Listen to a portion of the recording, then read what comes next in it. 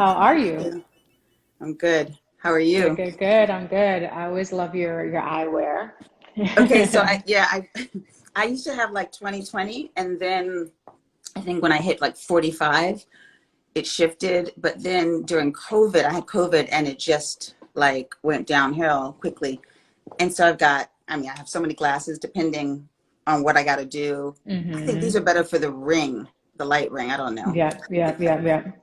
Yeah, I mean, I feel like we're staring at screens so much more now, right? Like between Zooming all the time and Yeah. social media world, like yeah, I it's know it's like your eye is contracting all, especially on this. Like we're working off of a phone, so that muscle is contracting. You can't always. It's like your eyes are in crisis all the time. yeah, You're like ah, but exactly. happy to be here with you. Yeah, so happy to be here with you. So if you're just tuning in, everybody, we are here for another episode, if we want to call it, of Sidebar Convos. And really, we just created Sidebar Convos to talk about various things that come up in our lives. I mentioned before we had spoken about colorism in the beauty and fashion industry. We've talked about, living with chronic illnesses, taking care of yourself, just wellness and things of that nature. But all of these things relating to how we love ourselves, how we treat ourselves, and the kindness that we continue to give ourselves on a daily basis to love who we are, be the best that we can be. And so today we're going to talk about the art of letting go. We are Mm, in this new season of fall and a new season of the pandemic, and everybody's going through various seasons. And so we're going to chat with Jodie about that art because based on what I know about Jodie, she has, been really, really good at what of letting go? of letting go and Yeah. transitioning in various times in your life. So I'll let you do a quick bio, quick intro of Oh, just, of myself. Okay. Well, yeah, who first of all, you I see are. some like grade school friends joining in. Hi, Damon Ryan. I mean, I grew up in New York. I'm a native New Yorker. And so I spent a lot of my young years in New York City, living on the Upper West Side. Um, I was raised by or within an actively Black family. So that's what I call it. My mom's from the South, my dad's from Harlem. The music, the art on the walls, the dinner conversation, um, the way we voted, where we move, how we move through life was all very rooted in Black culture. I went to an all-girls school on the Upper East Side for high school, which was not rooted in Black culture. Then I went to Spelman College in Atlanta. Um, I have been in publishing, both magazine and book. I have worked in music with artists like D'Angelo. I have worked Awesome. in nightlife. I co-own a live venue with an ex-husband of mine, and the venue's called Joe's Pub. I worked in beauty. I worked in fashion for Zach Posen as director of PR. I mean, like literally, I counted this out one year, and it was like 18 careers. But now, currently, I am a writer. I've written two books on gender, race, and family dynamics. And I'm the chair of the Human Rights Campaign Foundation Board, which is our largest LGBTQAI plus organization. And I'm an activist. But above all else, I'm a mother of five kids, five beautiful people. Wow. That's Amazing. me. Um, wow, to five children. I just have one. I'm actually expecting right now, so I'm like preparing for another human in the household. And one is exhausting, as is. So kudos to you for just killing it in life and having the stamina and energy to do all the things that you do.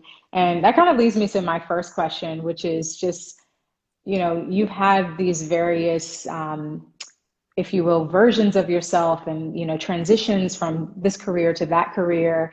And have you ever grieved a certain version of No. yourself or, okay, I love that. I love that. I love that. Cause yeah, I find that Yeah.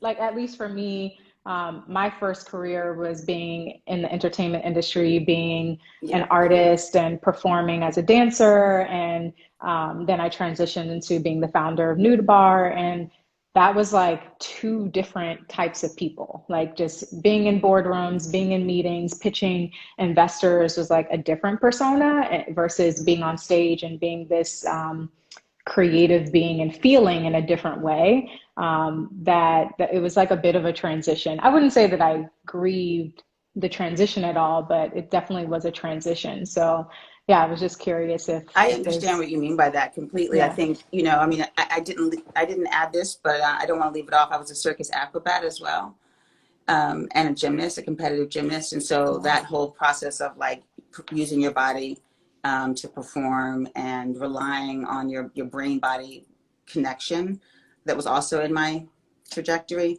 Mm-hmm. Um, but I mean, I've moved so much in my career, and that was all intentional. Mm-hmm. And Mm-hmm. I found I was following things that I really loved, that I was passionate about. So I liked music a lot, and I got into music. I loved literature, so I was a book editor, a junior book Mm-hmm. editor. Um, I wanted to do something that my daughter and I could share in, and so I opened up a beauty company. So they were all sort of like very deeply rooted in passions that I had in that moment. Yeah. But I think I took a little bit of each with me along the way. So I still sometimes feel like the gymnast, when I have to do something that has never been done before by myself, and it Mm-hmm. feels, scary, and I have to rely on some of the mental like processes that I used as a gymnast to Mm-hmm. get Mm-hmm. myself in the mode of like Yeah. what feels like a death defying moment. And so, yeah, I don't miss anything. I don't want to go backwards at 51. I'm just not interested in going backwards, but I do pull from every moment um, and I bring them with me. So when I was like in the boardroom with HRC asking for them to see me as the chair of the board, I really spoke a lot about my experience as a mom, Mm-hmm. which is strange. Most people don't talk about their kids in the boardroom, but I wanted them to see what I brought. And it was not, I thought my value was in the way that I have brought collaboration from a very diverse group of kids, how I've stabilized people who had odds stacked up against them, how I was raising activists. So yeah, I don't mourn anything from the past. I've just brought all of those people, all of those bits of people into each moment. Yeah, totally. That makes sense. Yeah. I mean, I think even, when I compare life as a creative and an artist, I feel that as a founder or as an entrepreneur, you're constantly creating, you're constantly strategizing, which you have to have a creative mind to think of new ideas and new ways to market. So yes, I feel like I bring a level of that creative side of me to the brand and the visions that I have as entrepreneur. So yeah, and then even like you said, just like the mindset you have to get into to, coming from being The a hurdles. gymnast, right? And just like, okay, I got to get over this next hump. I got to get out there. I got to do that. Like, getting yourself in the game, essentially. Mhm. I utilize a lot of those tools too. So I And I think definitely, it's like, well, there are correlations between mental flexibility and physical flexibility. hmm And of course, as we've seen, like through COVID and through the last 2 years, flexibility, being able to nimbly shift around obstacles and around new environments and new concerns is key. And so I really do think like your background as a dancer not only gives you insight into your customer, and into right. the product, but it gives you an ability to be mentally flexible, mental Yeah. dexterity. Yeah. Do you think that there's a key or I don't want to say strategy, but a way that you think about moving on to the next thing or letting go per se. Like, do you feel like you kind of hit some sort of like something happens, something that moves you to that next thing? Is there like Mm-hmm. something that kind of a pattern that you ever see in your life? Yeah, it's usually a sinkhole. It's like usually Okay. something that like slams me. Like I think we're all right brain, left brain, but if most of the time we're operating in, our left brain, which is telling us to find the path of least resistance, the least risky scenario, the path that we've tried over and over again, that's tried and true. So most of the time we're operating in this sort of this way of doing things over and over again. But the right brain must also be activated, and that gives you the urge to try new things. Yeah. And to find new paths and to be creative and to rely on sort of a gut interest. And so I think whenever I've shifted or let go of something, it's because I was forced to. Mm-hmm. I didn't really want to, it's, divorce will do it for you. A death, of course, and someone close to you will force you to Yeah. shift. COVID, even Yeah. when I had, a child who was not who I thought they were, that felt like a sinkhole for me. Mm-hmm. Like I didn't know what that meant, and it was really scary. And I thought, wow, we might even just as a whole entire family not make it through. And so that kind of kicked in this right brain, which allowed me to think creatively and optimistically and vision, and with some vision, right? Not just Mm-hmm. going on what I knew. I think that's something that we can sometimes be forced into by a sinkhole. But I think once I knew that there's another way to approach things, I started to practice this idea of detaching from custom and detaching from norms. You can practice it. Mm-hmm. It's actually learnable. Yep. Yep. City in the City says, "You're so courageous, Jodie," and says it Hi, takes City. it takes a lot of courage. And yeah, I agree with that. It takes so much courage to feel like you could be flexible enough and comfortable enough within you to say, you know what, I want to try this a different way, like how you are approaching parenthood. And like you said, you thought your child was a certain way and a certain person, and it turns out that they're not. I was And wrong. that's really hard for people just in life in general, and in any aspect of life, to just kind of pivot and change your, how you're approaching things. Do you think that there's something about you, or just something in the moment that pushes you to do that, to be okay with doing that versus being stuck in nope, this is the way it is. I'm just going to keep going, this route, this Yeah, traditional way, I think kids do it. I think kids Yeah. do it Okay. to us, I'm not talking biological kids. I'm not talking Mm-hmm. about necessarily, a lot of time, okay, I'll say this. I think that as a mother, you are forced to either to lose your children in the conversation, Mm-hmm. for them to not understand you not to understand them, to have this big divide, or you can shift. Because really what matters is their perspective at this point. They're the future, right? So I know I Yeah. hold some truth, but what I hope to see is that they take it a step further. So I think, as a mom, my kids have forced me to do things differently.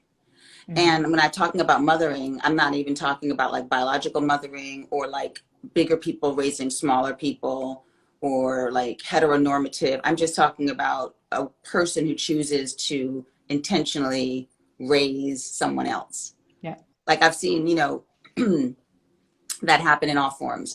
But I think that when you decide to help someone else's growth, it's kind of a two-way street, and a lot of listening has to happen, and a lot of shifting has to happen. It's not just top-down authority. So Mm-hmm. some of the most forceful energy around change has been from my kids, who, when I tell you we don't see eye to eye, I'm not underestimating that. I'm not minimizing that. We really are a different. We have five kids, and every single one of them is very different, and we see race differently. We see Mm-hmm. gender differently. Mm-hmm. Some of us are atheists. Some of us have deep faith in God. And so that has forced me to not throw any of them away. Yeah. None of the kids get tossed. I just have to be flexible and rethink some of the most complex thoughts around, like I said, religion, faith, sexuality, gender, race, even. Yeah. Ooh, that's And hard. race is hard for me. I've had a hard time dissecting race. I mean, I was able to peel back some misinformation around gender. I understand gender to be much more flexible than it was, but I'm still having a hard time, with race. I was raised just to really embrace and to own being Black. And I have that language is so almost stiff for me, But my daughter, whose father is Vietnamese and white, she says, Mama, if you can deconstruct gender, you can deconstruct race. Hmm. Yeah. Yeah. Yeah. Wow. I don't know. It's tough. Yeah, that is hard. The Rebel Tribe says, I believe that children are our teachers. We can learn so much from them. Yes, absolutely. They do come in 100% knowing agree. things before it's unlearned, right? They come in. And yeah, I mean, to your Into the point world. of just having different personalities and different perspectives in your household, that are children, if you will, like because they haven't learned certain things, they're just coming from a different perspective. They're coming from this like openness of the world, in a much different way. So yeah, like it pushes you, like you said, to kind of peel back layers of, Yeah, they don't have the maybe, cultural norms yet. Like they don't yeah, have a reason why it has to be done one way. There's no norm. yeah, And those cultural norms, I think, are relevant because they help us understand each other and predict actions. But there's a time when cultural norms are no longer relevant, yeah. and that might be different for each person. But for me, when I was raising my children, the idea of that there's just a boy and a girl, and they Mm, are very different, and you speak to them differently. You put different symbols on their clothing. You give them different language. You allow them to do different things. Some less freedom, some more freedom. That wasn't working in my family because I had a child who I thought was a girl, but said, no, I'm a boy. And then what do? Change an entire, like, it just flipped the whole world upside down. If my quote unquote daughter is actually my son, like, what else in the world don't I know? And that was a great time to start reevaluating norms. yeah. And it was because the freedom that I was saying to so I said to my child, whoever you are, I'm with you. You tell me, and I'm 100% supportive. Be bold. And then I was like, wait a minute, am I bold? Am I doing that too? Have Yeah. I figured out who I am beyond the title? Yeah. And so that was like, it just is like became this like domino effect to shedding, even for just a moment, ideas around normality. Yeah. And so for that Normalcy. process of shedding, do you have a process? Like, are you like journaling to get there? Are you kind of, yeah, like, is there a process that you have that you go through to get there? Or is it just talking to a therapist or, yeah. So I was reading this book called Thought Revolution, and it's about activating this right brain, right? So you can do things that can force you to go outside of the norm. So if you normally brush your teeth with your dominant hand, use your non-dominant hand. I mean, I'm Mm-hmm. just giving you some practical things. So I then try to brush my teeth with my left hand.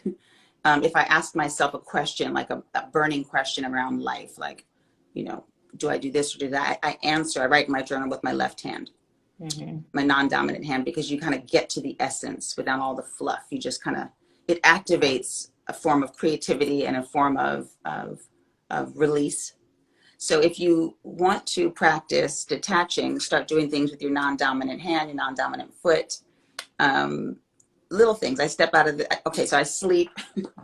I'm giving you all the secrets. Normally you sleep with your head at the pillow. Mm-hmm. I sleep across the bed now. It's just the Okay. smallest things that will shift something so fundamental, and that'll kind of get you in the exercise of going out of the norm. Yeah. Um, I also, so non-dominant hand stuff is really good. And then my kids are a little bit older now, and we started this new radical thing with their dad, where they go to their dad's house for a month, and then they stay at my house for a month. And for me as a mom, that's radical because I have a month when I'm not mothering. I'm not Mm-hmm. mothering, I'm not wifing, I'm not. And that gives you the chance to really experience freedom in a way that most moms do not. No. But I'm Yeah. in like, I don't mean like 5 minutes, like washing your face and I mean freedom for a month. I And so that's, understand. I yeah, understand what you're saying. And I mean, I feel like for me, that freedom wasn't that long ago. Like my daughter is only 3 years old. So, a little over 3 years ago, like I had that complete freedom to just hmm, do all these things and not really have to worry about being back by a certain time and, things of that nature. yeah. So, yeah. So, I think it's also like, so women, I mean, even from when we were girls, we're taught, okay, stay close to home, stay close to morals, stay close to family, hmm stay close to a career, don't stray too far. And so that is just a cultural norm that women, girls, and then women should be anchored to things. And of course, in many ways I'm anchored to I have children that I love and people that I love and a home that I hmm love. And I'm quite often anchored to things, but I think the bigger exercise is to detach. Because if yeah. all your life you're anchored as a woman, you're missing out on another part of it, which is freedom, like to fly or to soar or to explore or to be without these things that define you. And I mean the best things define me. So sometimes I hmm have to be without my children. Sometimes I have to be without anything bigger than me. So no, sometimes I go off grid. No one can find me. hmm You don't know where I am, because that is my attempt to untether from all the great things that define me. You can hmm untether for 5 minutes or a month, and that is a really strong exercise, particularly for women, to untether. Yeah. Yeah. Agreed. One day I'll do It's that. hard, but I'm telling you, and One you day. become more creative, more thoughtful. You have a bigger opinion. For me, it hmm became so. Uh, the upside was so strong that now I do it with intention, because it hmm created opportunities for me, and a skill set that I didn't need, that was dormant. Yeah. Do you feel like I saw recently you were like on a tour traveling? Do you feel like that freedom and that moment to soar is typically through traveling and exploring different countries, or is it just different depending on the time? It depends on my cash. It Yeah, depends on, fair. I mean, like sometimes, like travel is a financial luxury, Yep. in many ways. And when I travel, I actually do, it's almost like youth hostel type travel. Like I'm not in the expensive hotel. So I travel when I can, and I travel with a budget, or I travel with friends who have, places for me. They invite me to stay. Travel to hmm me is definitely a part of that, because I have been traveling without my children recently. And I never did that before. We would always travel in a pack. So traveling hmm without my children. But I also travel, 2 hours away in a car. Um, and I travel in the morning, like away from my children. When they're in the house, I take 2 hours of non-talking in the morning. So I don't wake up and then engage. I wake up and I'm silent. And you can't break that. I'm not talking to you. I'm not cooking. And of course they're older now, but there's like that travel away from things that can hmm happen on a plane, but it can also happen in your own space. Some people will meditate. My mom, when I was growing up, she used to meditate for like an hour or two. I Wow. assumed she was traveling, like, so I think, we cannot wait until we can afford a trip to travel away, to free ourselves. Yeah. Okay. I love it. I love that perspective of meditation as a form of travel, right? Someone said Like, me too, but people don't respect that.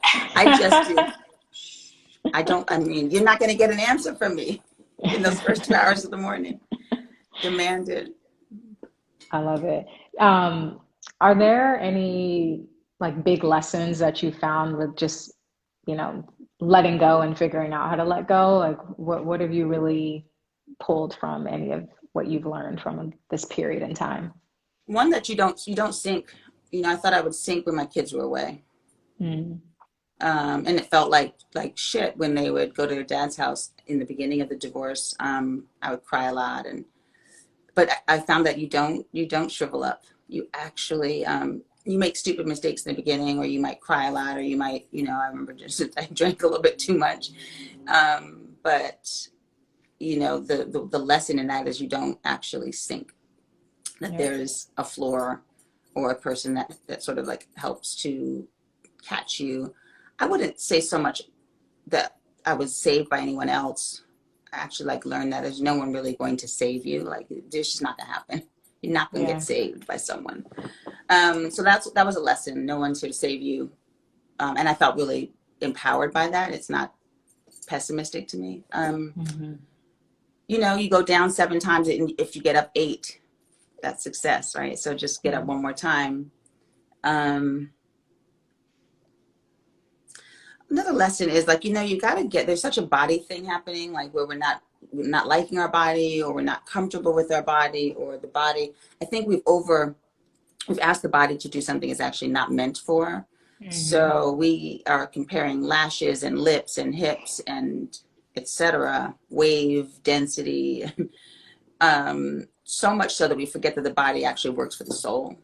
So I learned that over these years, that my body at 51 is mine to contemplate.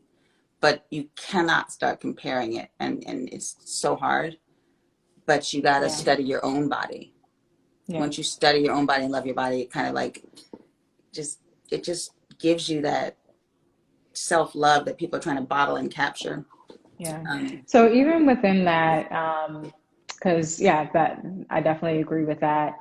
Especially, living in such a world of digital media, that's so accessible to you on your phone and just all your devices, and just having the ability to see people different from you or that you may admire more frequently in images. But even like, how have you dealt with even, I'm sure your body has changed even throughout your lifetime as a mom, and loving that body, that new version of that body.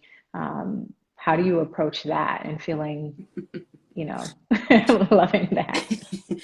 how much, who's the audience here? They're all adults.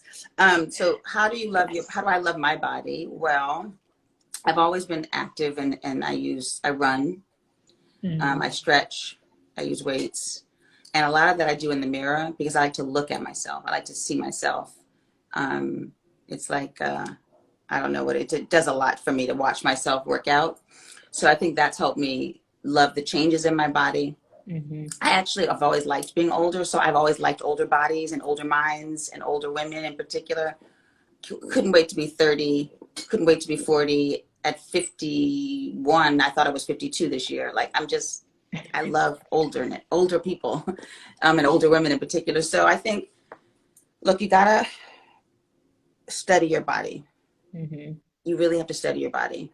Yeah. I mean, all of it, right? I know everything. And then I think, for me, this is not everyone, but for me, loving, like, I've been married twice. I have a love, and that process of loving someone else, and touch, holding hands, all kinds of physical touch, to me, that helps in that human process of loving yourself. I think love is, Hmm. like, again, reciprocal. So when I give love to my children and I touch their face, I feel, and then they touch mine, it just makes me feel beautiful. And Yeah. that goes for not only relationships with my children, but with my lovers as well. Hmm. Um, it's a hard, you can't live in a silo as a human. Yeah. And we don't really talk about sex or sexuality or body touch in a way that it allows us to feel like it gives us something. We're just like depleting ourselves through sex. Hmm. But I think if it's done right, it allows us to love ourselves more. And that, it's a longer conversation than just an IG live, because you Yeah. don't want to misuse sexuality. It can go in the opposite direction. But for me, exercise and using the body has helped me to really love my body and Yeah. realize it's the thing it's serving the inside soul. Yeah. Yeah. I agree with that. I mean, even, um, to be like transitioning out of being a dancer and in the mirror all the time is like I do realize that like wow, I don't look at my body in the same way anymore, and it's like a different level of confidence in that version of yourself that's in the mirror and moving and feeling sexy and feeling beautiful. So I've, especially in the pandemic where I'm not going to a studio, like I'm a group fitness kind of a person. If I'm working out, and usually that's like in a studio with a mirror, and I haven't really had that in the pandemic. So I'm just like working out in a place where, like in a small room in my Yeah. house where I don't have a mirror per se to really see myself. And I Oh, that's, you got to definitely, get a full length mirror in the house. yeah, yeah. So I need to get like a mirror in my workout space to see Even if it's a myself. corner, a little corner, Hmm. we examine everybody else's life so intricately all day long, watching. I do it all the time. I'm like, I'm guilty of an hour of TikTok for sure. But this, if I'm investing in that, I'm going Hmm. to invest in a $20 full length mirror from Target. I'm going to steady myself, Yeah, you know, not for yeah, vanity, but for appreciation. yeah. I love that, for appreciation, not for Hmm. vanity. um, have you ever had like a relapse to your old self in any way, where you felt like, okay, I'm done with that part of my life, I've moved on, and then somehow you end up back there? Has that ever happened to you? In moments of thought, yeah. Sometimes Okay. yeah. I mean, I can't say that I've backtracked for a long period of time or that I've actually gone into my old ways Hmm.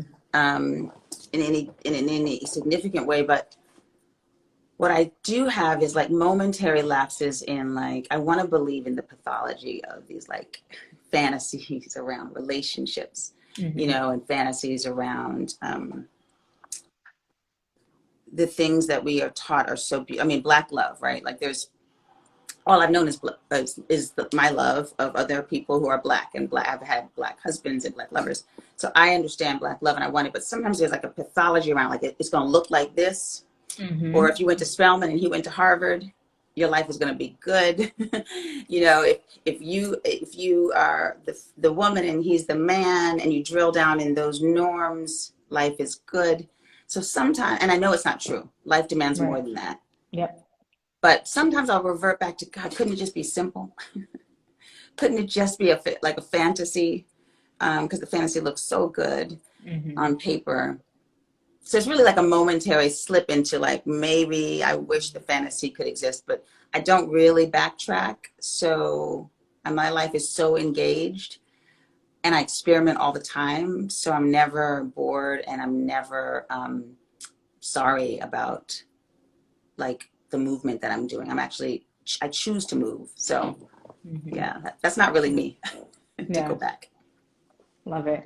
Yeah, I think, just the society we live in, and just this perspective of like, this is the way you do things and this is what it looks like, is Hmm. so ingrained in us that, yeah, sometimes it's hard to not continually fantasize about that, or occasionally fantasize about it, even if you have moved on from that reality. Because I mean, being, even not just being married, but even just being in long-term partnership with people is hard. And it's Hmm. never this like straight road to bliss No. every single day. And I think most of us go into relationships assuming that that's just, it's going to be that way. We're going to have this blissful life forever and ever and ever. And, that's the narrative we've been taught for so long.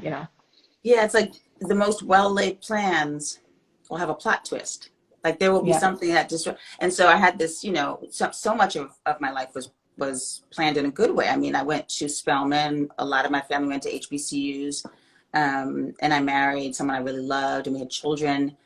And you know, in many ways, we were successful in our careers, and we had a lot of love in the family. But there was not some, we weren't really investing. We missed the mark in some places, and Hmm. it's so much that I could write. I've written a book about it. You should read the book, but it's not always the things that we focus on you know, if you get a good grade, you'll go to a good college. And if you go to a good college, you get a good job and then meet a good person and then have a good life. That trajectory is not proven yet. It's Right. actually, it's just not happening. I think there's something else that's an internal process of awareness that we are missing in that Yeah. puzzle. Um, are there any goals that you feel like you weren't able to accomplish becoming a mother, like in your journey? Did you feel like you had to sacrifice anything or give up on something because of motherhood in any way? Yes. I have I'm a talker and have an opinion, and I wasn't always able to voice my opinion when I was birthing and nursing. It Mm-hmm. takes so much energy to Yep. birth and to nurse and to study your children so you know how they tick. And a lot of my energy went into birthing, nursing, and studying my kids that I couldn't get the right language out sometimes. I hadn't sat with my own thoughts to form an opinion on topics. A lot of times during that period, I felt out of it, you know. I Mm-hmm. felt out of the Mm-hmm. conversation, out of the know, and that was frustrating. And so it took me, but I wanted kids and I wanted to Mm-hmm. mother. So it took me years to really have the time to myself to form my own opinions and to mature my voice.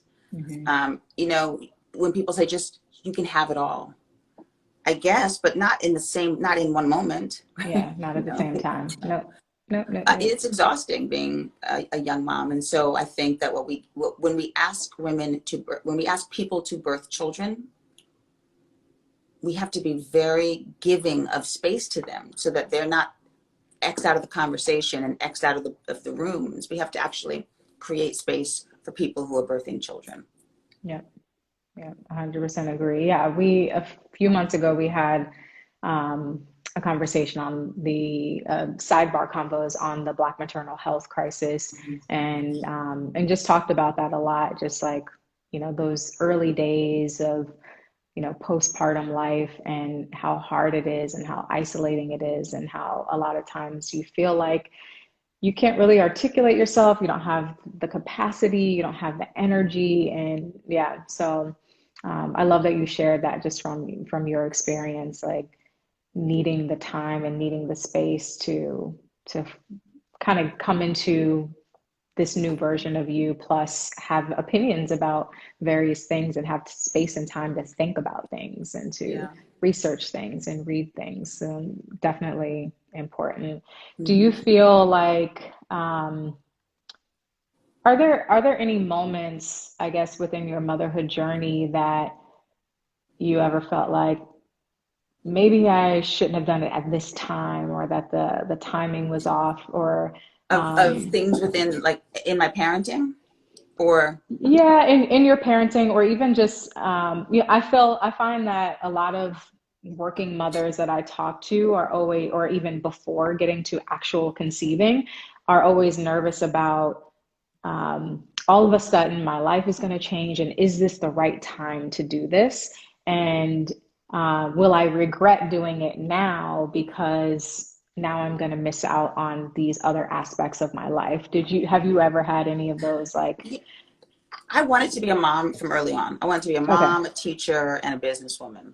okay, So I was like waiting for the moment to be a mom. But that was me. I never, and I had my first child at 29, so I wasn't, hella young. Um, I never, I mean, yeah, I mean, I sat, I was at home nursing a lot and I wanted to be out, but I also went out. I mm-hmm, also, I always had a entrepreneurial passion. I always had a job. Um, Timing, I've never felt that that timing was working against me. No, I don't. I okay, think if you're asking me, did I ever like think that the mothering was bad timing? yeah, yeah. Did you ever No, feel, yeah, yeah, I just like I can't even understand the question. It's so far into me.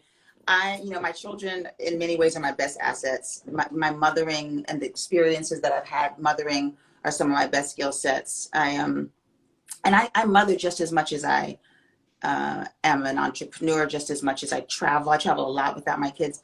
I don't. think a good mom is in the house every night cooking a hot meal. I Mm-hmm. think a good mom is a leader. I think a good mom is a builder of her community. So a lot of my mothering happens outside of the home. Mm-hmm. It benefits my children and it benefits the community that I'm raising of people. But, you know, I never, and that's just many people think it's a radical approach, like, you know, but for me, no, I never felt that my timing was not working in my favor. Yeah. I would say that I agree. Well, I'm not going to say that I think it's like crazy out of this world, but I understand people saying it's a radical approach Yeah. because I think it's just, you know, not the normal perspective that people have of what mothering should look like. And those that desire to have that radical approach often feel judged by being drawn to that radical approach or wanting to go in that direction. And then they feel torn, you know, about how to approach it. So that kind of leads to my next question, which is, you know, when you're feeling, or do you ever feel misunderstood by those around you that love you? And as you are in these, you know, radical times in your life, mothering, relationships, business, and how do you navigate that? You know, like whether it's your mom and dad who were like, why aren't you doing it this way? So yeah, do I ever get misunderstood? My children do not understand me. I'm like, Google me, please. So yeah, you know, so raising kids, like when they hit teens, they find you stupid, you know, in general. I mean, I'm not talking about every kid, but the kids I know, they hit a point, they're like, oh, you just don't know, mom. No, yeah, you don't So that understand. hurts your feelings because I try to be really informed. I try to be smart. I try to grow, to observe. And then you got 3 to 5 kids in your house, you know, treating you like you know nothing. So that's, you know, I do feel, but because they misunderstand me in my own house, the people that I birthed, the other folks out in the world who misunderstand me, it is no sweat off me. Like Mm, I don't, you know, so I'm sure they misunderstand me in the boardroom. I'm sure they misunderstand me on some of these talks that I give. I know that the way I parent is not agreed upon by lots of people. I've read the comments, hmm um, but it doesn't frazzle me because two things. One, um, you know, those things change. My children adore, then dislike, and hmm then respect me. So I know like the human path is that too, is that as well. You know, Yeah. folks who might not understand you now, they might understand you later. As I shift, I think people shift. I don't spend too much time worrying about being misunderstood as a Black woman. I mean, it's all, just look at hmm history. Yeah. Yeah. No one has really understood who we are and what we have done and what we can become. Yet and still, we have self-identified. Yeah. Yeah. That's the point.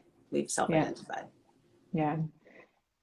So, I mean, you spoke to like your household and your children being close. Are there others that you're close to that maybe misunderstand you or whatever that disappoint you or not really? It's Yeah, really just I get within your disappointed household. easily.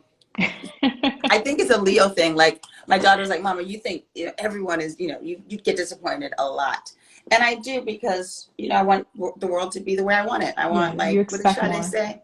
If everyone in the world would give me what I want, I wouldn't ask for anything more. Like, yes, Sade Yeah. nailed it. And so there's disappointment all the time. Um,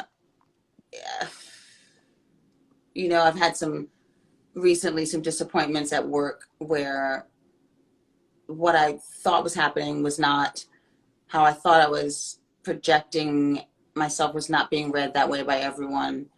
Um, you know, it's like you have to be nimble. You got to hmm learn to take a punch or a blow, you know, or an obstacle, roll with it. Like literally, like how do you drop and roll and then stand up without breaking anything? Yeah. Um, I don't, you know, And I think the key is also like this whole practice of like looking at yourself in the mirror and studying yourself in the mirror. You Mm-hmm. actually, your barometer is set to you. So Yeah. of course I notice that people see me, might interpret me wrong, but my barometer is pretty tight, and I spend a lot of time with myself. And so I think that helps to just, you know, get you back up after you've taken the quick blow of like, damn, that hurt. Yeah. Yeah. And Oh, love that. Um, I'm gonna read maybe some of it's the a fire comments. sign thing. Yeah. Yes. High Oh man. expectations. I mean, all of this is true. Like we expect a lot, we want a lot, and we want it to be the way we want it. Yeah. And oftentimes, you know, I get a lot of the things done the way I want them. Like there's a lot in my life that has been designed by myself. And then when you meet an obstacle, it is disappointing. But there's like a million ways to do stuff. So like my grandmother used to tell me, there's so many men and so many jobs. These are things that women cry over all the time. There's no need to Yeah. cry. Yeah. There's Yeah. like just an abundance of love, an abundance of opportunities. Just go find another one. And she Mm-hmm. wasn't like dismissing marriage. She was just saying that things end and begin, and there's endless opportunities out there for women who oftentimes sit and get really upset because it isn't the way we want it to be. We'll Yeah. go find another way. Yeah.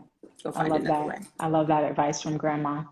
Yeah, and I mean, for me, you know, being an entrepreneur and the other companies and this company that I've had, that's been the biggest learning for me is that a lot of things don't go as planned or as you hoped or as you wanted, but that's just how it is. And that's the amazing thing about, you know, being a creative and being an entrepreneur is finding another pathway, finding another way, finding another partner, finding whatever it is to get you to your next stage or your goal is really important to be flexible in that way. Otherwise, yeah, you'll fail and then what, you know?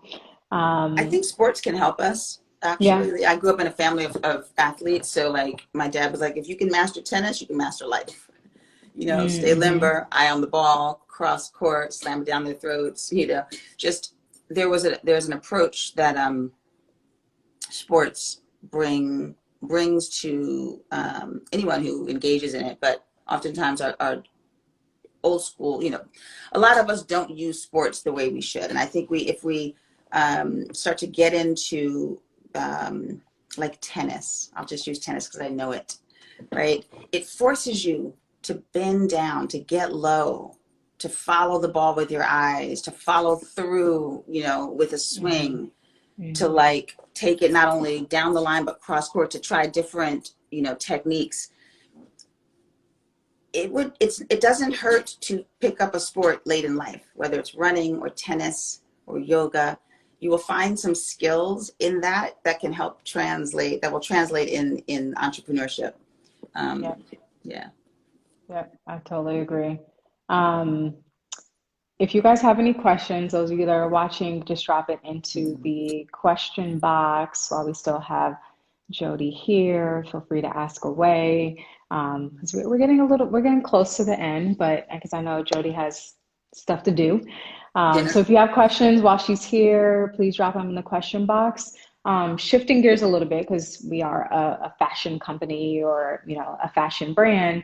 Are there any fashion trends? Well, I won't use fashion trends, but fashion things for you that you love that you swore by at some point in your life that you're like, oh my God, I can't believe I was wearing that and I'm so happy to let it go.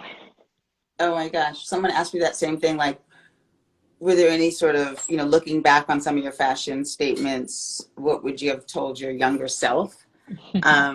And I just say no, like you nailed, I'm like, you nailed it. It was good. It was great. Yeah, yeah. I don't know. I mean, yeah, some of them like things, I wouldn't do them now, but I really think that when you're young, you should be doing it all, Hmm. trying. There is no, you don't, I think it's nice to not be polished. It is nice to, you know, slip up and try something that lands really well. I, you know, I can't look, I mean, yeah, I look back and I'm like, that was a funny one. But I appreciate, because even my daughter does this, where she's not hooked on brands. She goes to the flea Mm, market, love she that. vintage shops, and she's got good style. She's got Hmm. great style. I don't know. I'm not too judgy around the way I used to dress. And I wish I were more creative and courageous now. I just don't have places to go. So Yeah. I'll wear your like fishnets on my arms as a sleeve in the house. I Um, love it. I wish you would make, so my kids, they have these like basketball sleeves, I guess these sports sleeves that they Mm, wear. And I've been wearing them because I just like the way they look as for your, on your arm. I wish you would make fishnet sleeves for me. okay, we can like consider that and throw it into the Just mix. from there to there.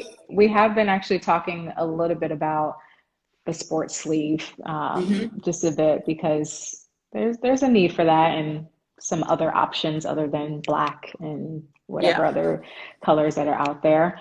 Um, when you think about like from a fashion perspective, I feel like you have some staples, but like you have your hat, you have your glasses. How do you think about those like foundational pieces as you kind of go into, Mood. okay, Yeah. yeah, So yeah. I think, Bob Marley is one of my like, is someone I channel, Hmm. his energy. From like, I love his teeth. I love his looks. I love his music. I love his principles. And so I usually find there's usually something that just catches my eye. I bought this hat in it's actually Ghanaian. I bought it in Ghana in the market, and I usually don't take it off. Like I'll rock it for like days, and then I'll take it off and change my style for a minute. But um, it's the thing that makes me feel really comfortable. It's the thing that tells a story about a place I've traveled to or my family. Hmm. Um, it's sometimes like right now I've been really into red lip, hat, and glasses. So they are in a sense necessities, Hmm. but much of it is about a mood that I'm feeling. So I do feel like I'm channeling Bob. Yeah, cool. I love a red lip for Yeah. sure. We have a question. Okay. Any advice for a single man in his mid or upper 30s regarding in regards to dating and loving Black women, the Black woman? Okay. So a man in his upper 30s, advice. Um, well, do you have Black women who are friends? You know, if you want to be in a relationship with someone who identifies as Black and as a woman, do you have friends that are also in that um, category? Because I think we can't really get into relationships if we're idealizing. We can't get into Mm, deep relationships if we are just using these titles to conjure up some sort of, fantasy for ourselves about a person. So I'd yeah, say get to know Black women, hold down strong friendships with Black women, um, be around a community of Black women like that are from different fields, so that we're yeah, not looking at just women on Instagram. We're looking at Black female lawyers and Black female architects and Black female doctors and Black female activists and Black female politicians. Find a strong mix of Black women and start off with friendships first, so that you can actually understand. And yeah, maybe I don't know if you're Black or not, but if your mama's Black, maybe there's some older women that you can be around as well. I think, anchoring yourself in many different ages of Black female thought is a really smart way to have a good starting place to then go into a love relationship with a Black woman. yeah, Yeah. yeah. Broaden your friendship. Agreed. Yeah. Yeah, because Black women are very multifaceted. And depending on, like you said, your background, where you come from, the family you grew up with, even, how she may identify with, we talk about this a lot in Nude Bar, but just her skin tone and her skin color and how that, translates to how she is in the world and moves in the world. Like there's just so many layers to understanding Black women And I think we've just prior been to like, dating them. there's just been too much of a stereotype and an idealization or you know, so characterization. Like if you can't date one person without having a much broader experience around that culture. So Yeah. just if make sure that you have lots of Black female friends before you start to date, if you haven't already. I don't know. Yeah. Amazing. Any other questions? Just drop them into the question box. Um, I would ask that you, if anyone out there who has not read any of my books, I've written 2 books. One is called The Bold World, which is about this woman and my experience, sort of shedding old ideas and embracing new ones. And then the other book is called Born Ready, which I wrote with my children, which is their experience and their language around gender. mhm. So if you support the books, that would Yes. be great. Yes, Yeah. everybody go out and support. Yeah, someone asked earlier, are you interested in writing a book about your life? So yeah, I I'm your did. book. Yeah, so This there is the you book go. about my Get the life. book. It And it's audio exists. too. Audio Yeah. book. Oh, audio. Yeah. I love an audiobook. So I'm gonna download it. Um, it's like when I'm walking my dog, I listen to an audiobook. When I'm just Yeah. like, yeah.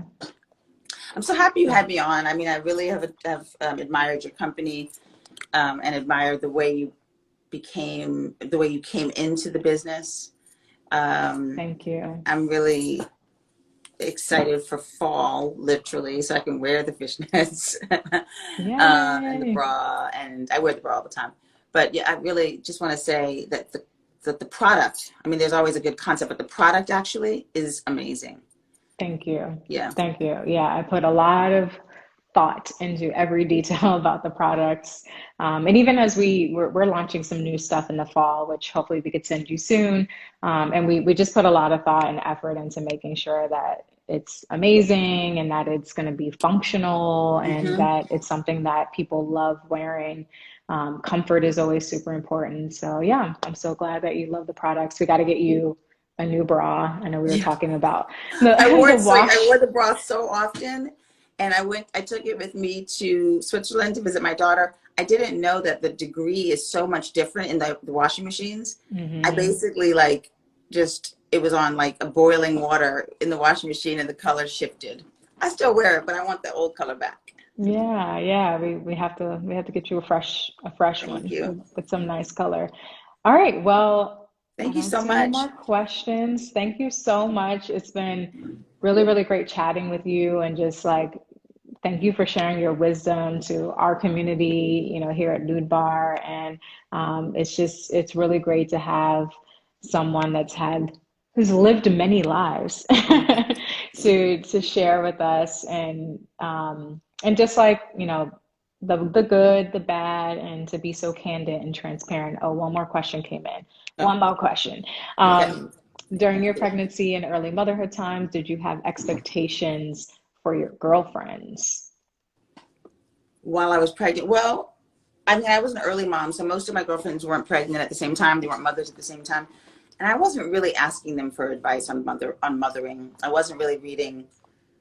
I wasn't relying on my friends or the books to Hmm. mother. I was actually looking at how my mother did it, and my grandmother and my aunties. I had been raised by so many great women that I had a lot of, learning that I had gotten from them. My expectations for my girlfriends, I was like, don't count me out. Keep me in the Hmm. mix. Like, let's go out together. So I have my girlfriends, I have really strong girlfriends.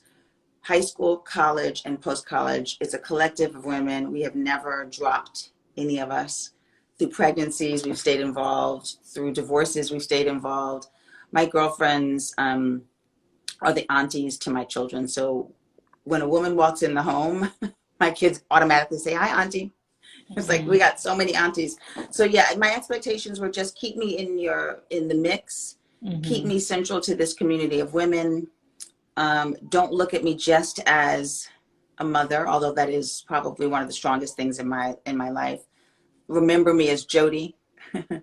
um, uh, and I have not really had failed friendships or failed relationships with my girlfriends. They um, are some of the strongest women strongest people in my life. Someone asked me recently, I was on stage with Mara Akil in Martha's Vineyard, and someone said, do you ever get disappointed with how catty women are? And do you ever, opt out from collaborating with women?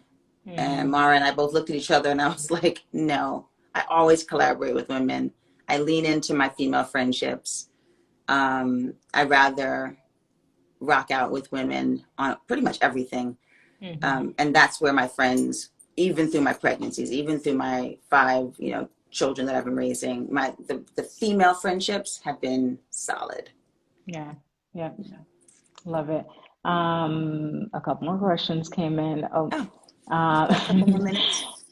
How can friends be of assistance to their new mother friends? Well, you answered that one. I'll just Yeah, add it's that. like it's come over and come over to see me, but also take me out with you. You do feel a Yeah. little bit out of sorts as a mom. You're like, what is Hmm. the world is doing stuff and I can't do it. So go get your girlfriends who have children and take them out. Yeah. Agreed. Yes. Um, any advice for LGBTQ T, or maybe they meant plus, who may be having trouble finding acceptance from the outside world? Okay, we'll make that the last question. So I will speak from as an ally, well, as a woman who is raising LGBTQI plus kids. I have a trans kid and I have a gender nonconforming kid and I have some cisgender kids, and probably some things I don't quite know yet about my children. I made it my responsibility to reach out to my children. I don't expect, I think, there is the dominant culture and those that have the most influence or the most resources, the most visibility. It is our responsibility to understand folks that are not in that position. And so I can't speak for someone who is LGBTQI plus necessarily, but I can speak for myself saying that I think we have to stop othering. We have to think of this as a we thing. So early on, my child is trans and I was saying, we are trans, we are gay, we are, not to co-opt the trans experience. But if my son is, it's not so far from where I am because I'm his mama and we're on this human experience together. So I think the idea for me as a cis woman is to understand that we are. It's less them versus us, it's we. And if you can find folks that have grasped that radical concept, those are your allies. If you can find a community that says we are, those are your allies. You can DM me because I have some folks that, are supportive of this concept that we are. And I'm always sharing that message. It's a hard message to understand because people say, wait a minute, you're not trans. How can you say we are? Well, because we're not so far off from each other in this human experience. And until we say we, it just that divide will be so deep that you will never really, we just won't, that it's not going to go very far if it's them versus us. I mean, we're seeing what it does to the family, but also to the land and to the office. Everywhere we have made these divisions, it is imploding. So, I think the best thing is find people who believe in the we of life. I love that. We'll end with that. Thank you.